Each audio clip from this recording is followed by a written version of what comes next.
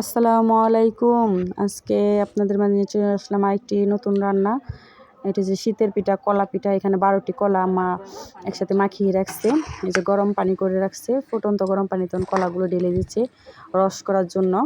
বেশ কিছুক্ষণ জাল দিবে। এই পানিটা জাল দেওয়ার পরে এটা রস হবে। এটাই মানে শীতের শুরুতে এই পিঠাটা খেতে হয়। আমার আম্মা শিখেছে তার শাশুড়ি আম্মার কাছ থেকে।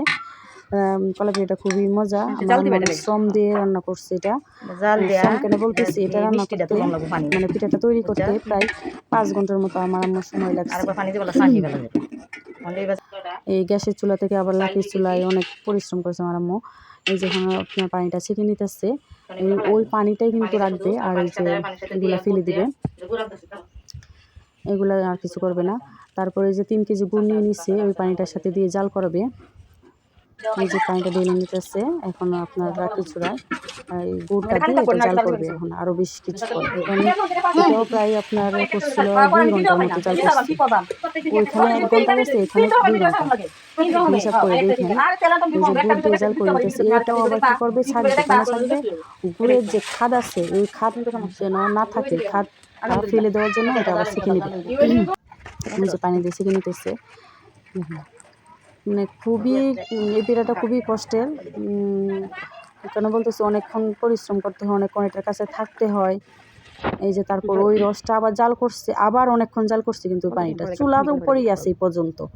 তারপর ওই পানিটা আবার তুলছে, ছাকার পরে জাল দেওয়ার পরে আবার এই পানিটা দিয়ে গুঁড়িটা করতেছে। এটা হাতে করা গুঁড়ি, গুঁড়িটা দিয়ে এখন লম্বা লম্বা ছুরির মতো বানানো করছে। ওইটা আবার পানির মধ্যে দিয়ে দিতেছে, মানে রসের মধ্যে, কলা রসের মধ্যে দিয়ে দিতেছে। এই যে এখানে আমার আম্মাকে সাহায্য করতেছে তার আম্মা, মানে আমার নানু, আর হচ্ছে তার বোন আমার আন্টি। মূলত আমার নানুর বাড়িতে এই পাতিলটা নিয়ে আসছে, রসের পাতিলটা।